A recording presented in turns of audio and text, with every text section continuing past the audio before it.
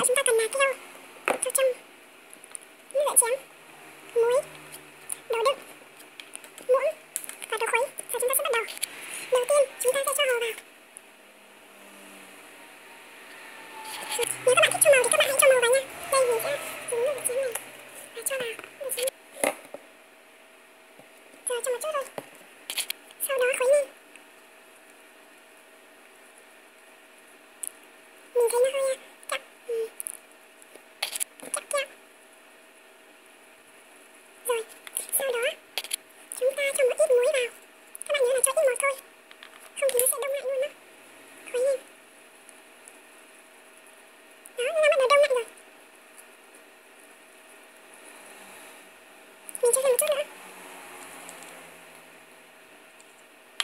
Các bạn cứ cho muối vào đến khi nào nó đông thành cục thì được nha. Đây, xà lam của mình đã gần được rồi đây. Nó đông thành cục và chúng ta sẽ đến công đoạn là thấm nước. Chúng ta cần phải có giấy ăn và mình khuấy lên.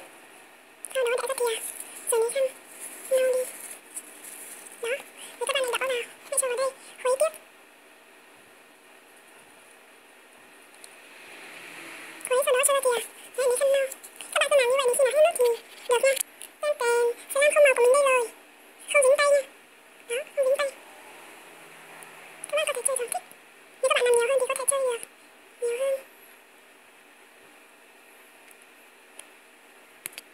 Sau khi làm xong slime này thì mình sẽ khẳng định với các bạn một điều là nước rửa chén nào cũng có thể làm được slime. Nên các bạn cứ làm nước rửa chén bằng nước rửa chén đi nha.